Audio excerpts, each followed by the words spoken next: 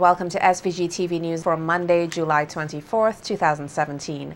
I'm Lafern Fraser with the details. Having already made a concrete proposal with his advisors and other involved parties, this country's Prime Minister Dr. Ralph Gonsalves has expressed hopes to have the now bankrupt establishment, the Bucament Bay Resort, reopened by late November, early December of this year.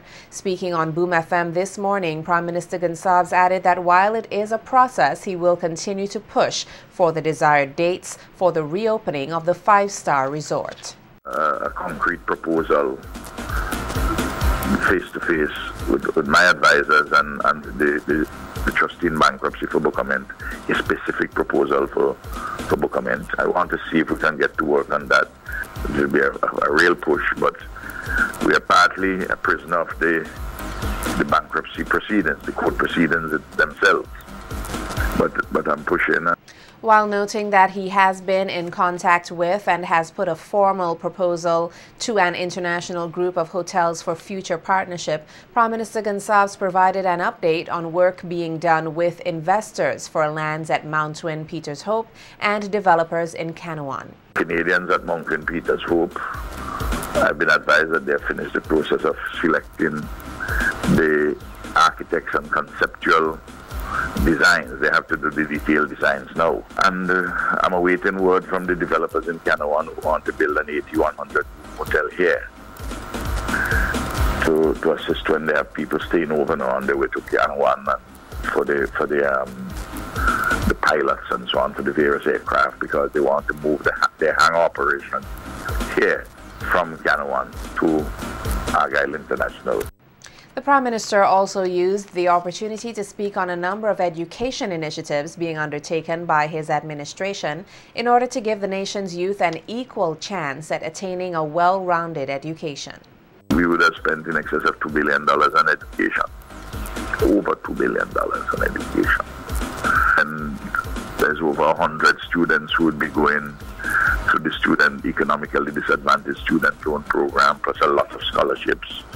18 going to Taiwan, number for others to UWI and elsewhere. I mean, I've approved a number of things over the last couple of weeks in all of these matters. You know, this is the season for it.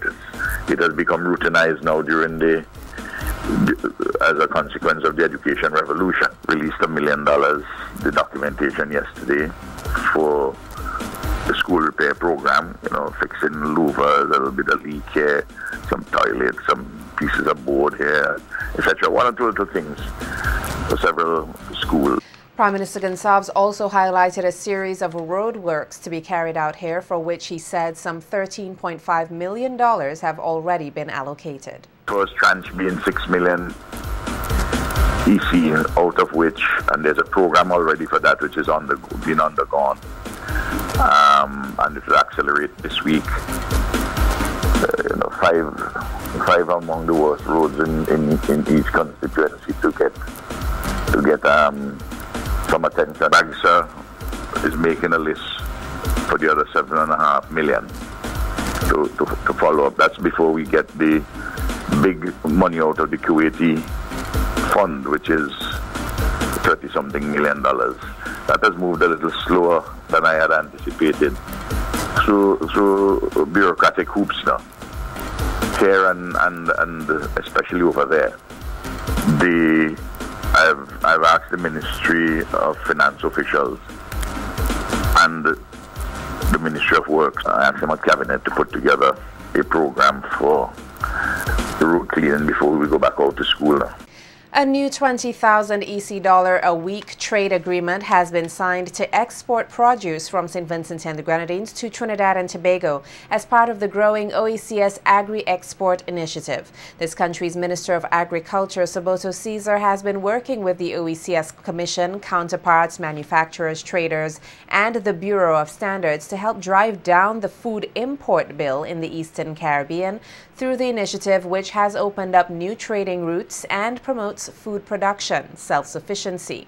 Since the start of the pioneering initiative, St. Vincent and the Grenadines has shipped over 300,000 pounds of dasheen to the United States. St. Vincent and the Grenadines is now greatly increasing production, with 2,000 acres of coffee being planted, along with soursop plants, dasheen, squash, and other vegetables being cultivated. Minister Caesar noted the OECS Agri-Export Strategy Initiative is a central pillar of the Agricultural Ministry's 2017 agenda.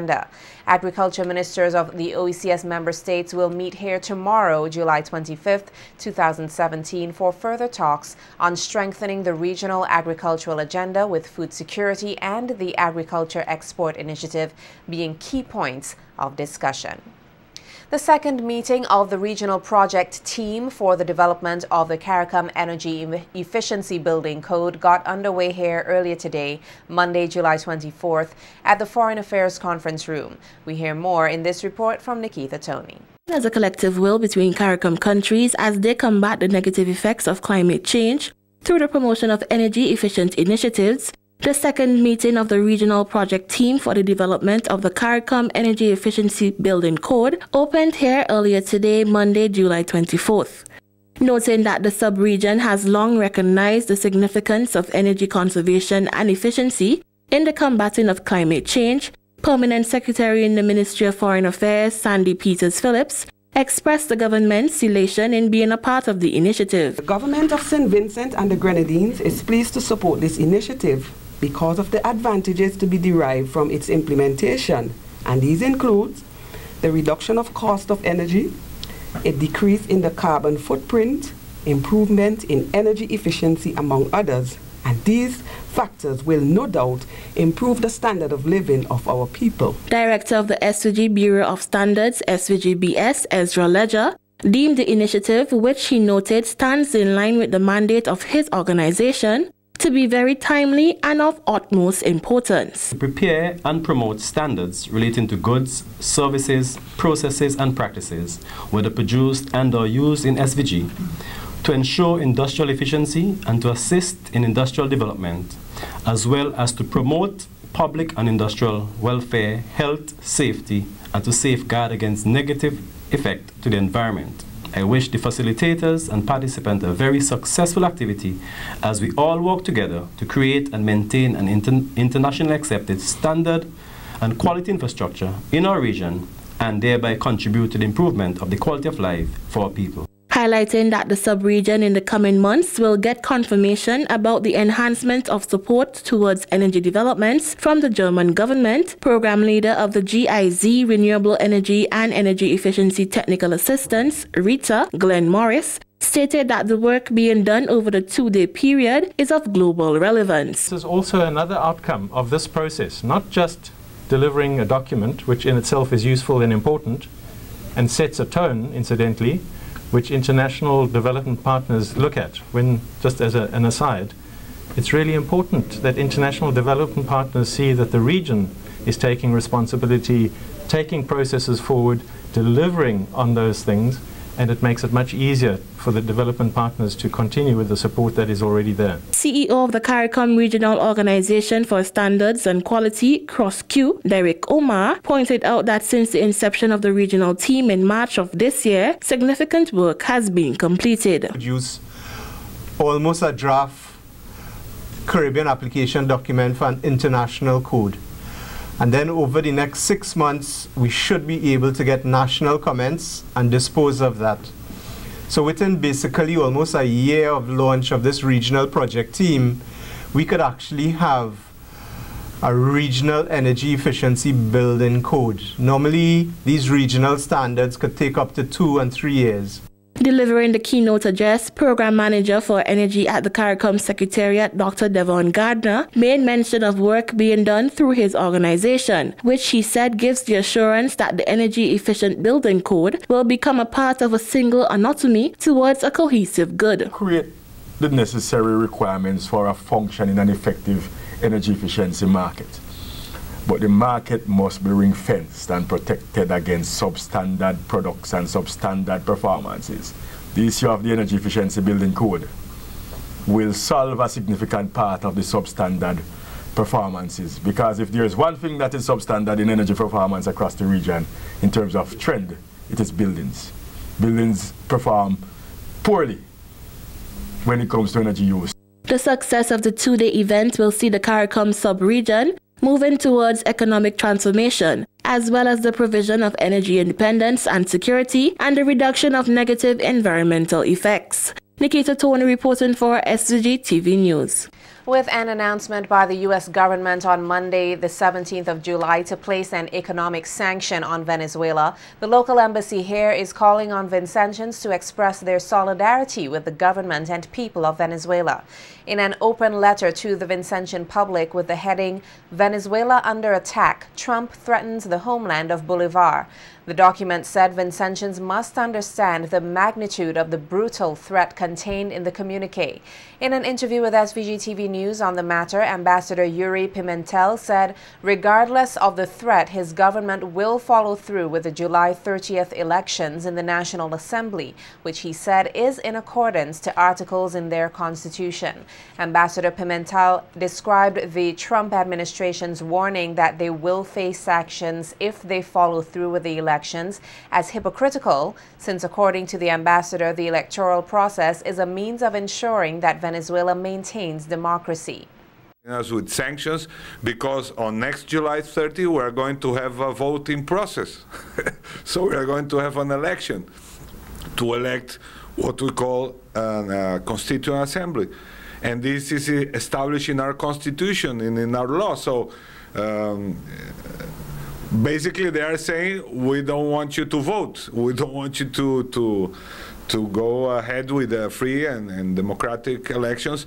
And I insist, they're established in our constitution, articles 347, 348, 349, the possibility to call a constituent assembly, and the president can do this. And the President Maduro has done this as a way of, because the elites of the opposition, they have been denied to sit on the table and work with the government on a process of dialogue.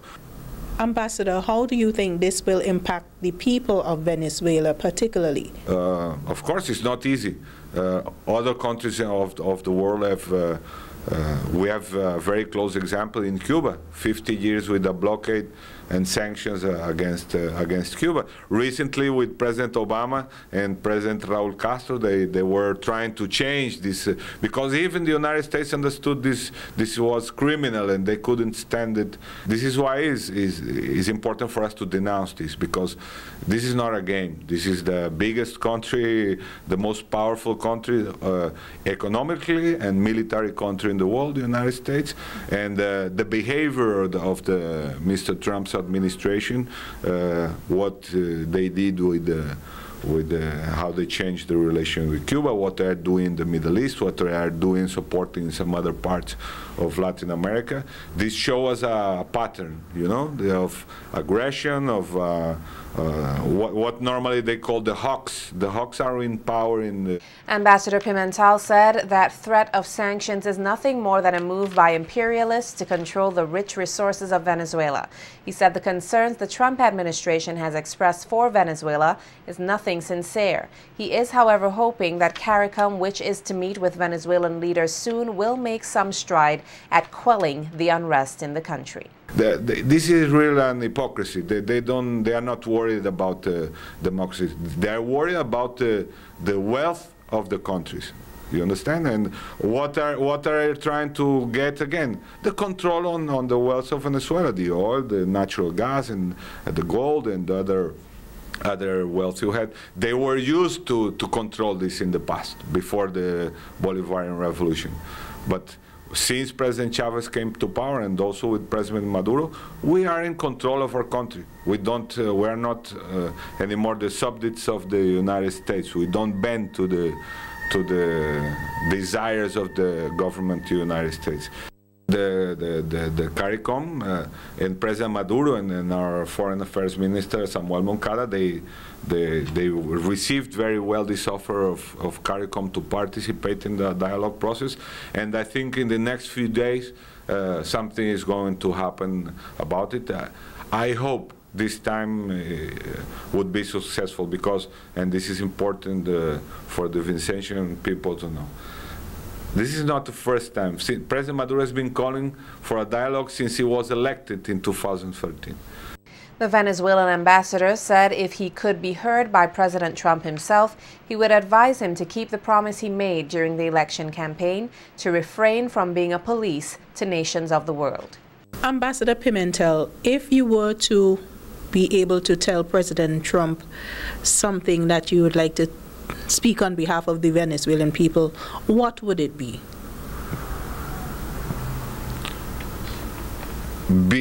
I would say to him to do what he said he was going to do in his campaign, because sometimes he said the United States can't be the police of the world. Let the other countries decide what they have. But now he's in power, he changed all his speech about this.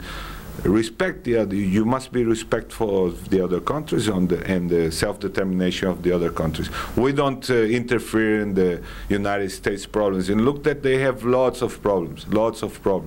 But they are the ones who have to solve their problems. Let us live in peace, and we'll solve together with all the Venezuelans, the government, the opposition, together without interference. We'll solve our problems peacefully. The inaugural Criminal Justice Stakeholders All Right Conference will open here tomorrow evening. The conference will be hosted by the Office of the Director of Public Prosecutions with the support of the government of SVG and in partnership with the Regional Security System Asset Recovery Unit in Barbados. Prime Minister Dr. Ralph Gonsalves will deliver the feature address at the opening ceremony to be held at the official residence of the Prime Minister from 6:30 p.m. All Right, which is the acronym for Applying Lawful Responses to Intercepting Gangsters, Hustlers, and Transgressors, will pool several leaders and top managers in various stakeholder agencies such as the RSVG Police Force, Prisons, Ministry of Legal Affairs, Financial Intelligence Unit, and the National Commission on Crime Prevention for an intensive interrogation of identified critical issues touching and concerning law, justice, and policing. According to a media release, the scope of the conference stretches beyond prosecutorial issues as it engenders wider community concerns of law enforcement, the rule of law, and national security. Representatives from various regional and local stakeholder agencies will comprise the full complement of 18 facilitators. The issue on whether it is time for government to commission an economic and social impact assessment of Vincy Mas was discussed on Magic FM's Sunday Brunch program. Tourism consultant Vera Ann Brayton, who was a panelist on the program, says facilitators of Vincy Mas should be mindful of the neighboring competition. I'm concerned that if we're not careful, that Carnival, which is probably, it is a premier event for St. Vincent and the Grenadines, whether it be cultural, sports, or what have you. If we're not careful and we don't take the right approach, like, for example, this topic says that we conduct economic and social impact assessment, then we could lose out to some of our very aggressive neighbors. We see it all the time, simply because we cannot or we are unable to justify what we believe strongly to be the case, that it has an enormous impact, definitely economically, on our society. Outlining the financial and commercial prospects of the cultural festival, Chartered Certified Accountant Kirk De Silva said Vincy Mas plays a significant role in the livelihoods of the Vincentian society. There's no mistake that we do benefit tremendously from Carnival in terms of stimulation of commercial activity around that period. So there's no doubt that it plays a significant role in our economy as it contributes to society at large. But if one is to look, and there are various sectors which would benefit, and I'm sure it would come up during the discussion, if we were to look at the street vendors, if we were to look at airlifts and hotel occupancy rates, DJs, the artisans, some artisans would benefit. performers, cleaners, sponsors, promoters, local transportation, the taxi men, for example, and car rental services, food and beverage and restaurant sectors. And also another important element in terms of its impact on government taxes. Local soca artist and accountant Hans John spoke on the importance of understanding the creative industry, which he said has faced a number of challenges over the years. The creative industry, first and foremost, we are to understand the industry in order to know what we're dealing with in terms of the marketing and what profit we could gain from this creative industry. And I think over the years that has been one of the major challenge in understanding the creative industry as it relates to the benefits, not only from an economic standpoint but from a social one as well, as it relates to education. Music and creativity, the arts play an important role in the childhood development. But from the economic standpoint of it, the creative industry, in my opinion, in St. Vincent, is seen to be one that is burdened by overheads. There's a lot of costs allotted to it and so forth. Deeming VinciMass 2017 a success, Chairman of the Carnival Development Corporation, Ricardo Adams, said with the several changes VinciMass underwent, particularly so this year, the CDC will now review these changes to see what worked and what didn't. There was an increase, as there is every year, in the number of private events, and the CDC also had additional events this year in celebration of the 40th anniversary. And so we did some things differently, we did some things the same, and we're reviewing all of those to see where we go. But I think overall, generally the feedback is that VinciMass 2017 was a reasonably good carnival for St. Vincent. Parents are being encouraged to enroll their children in a fun educational summer program. The encouragement comes from Jolene Lewis, representative of the Summer Crash Academy, Inc., or SCAI, as she spoke with SVG-TV News on their 2017 Kids Workshop. Lewis stated that children today are not as active as they can be because of technology, and highlighted some of the activities this year's workshop will feature. Our program still involves technology. We are educating them on the different use of the different ICT tools, but with that we also have a very unique sporting program. We have a diverse sporting program, so all of the children will be involved in sporting activities, whether it's cricket, netball, football, table tennis. They will be involved. We also have a hike where yes, we have a hike. They go on nature walks within the environment of North Leeward, because it's taking place at North Leeward at the Trimoka Secondary School. We also have a beach cleanup, so we're also having them being involved in keeping the community clean. So we're doing a beach cleanup and a picnic on the same day. And then we also have a bus tour, because one of the things we've done in the past is that when the Argyle International Airport was in construction, they got to visit that, because they were hearing about it, so we took them out and they got to visit it. This time we are carrying them somewhere else. So each year we try to do something different. Lewis took the opportunity to thank all stakeholders, including the NTRC, for their continued support over the years. Not just business places, but entrepreneurs, like you have entertainers as well who saw the importance of the program. Persons like Scorpion and Skinny Fabulous, who I have to call them our godparents.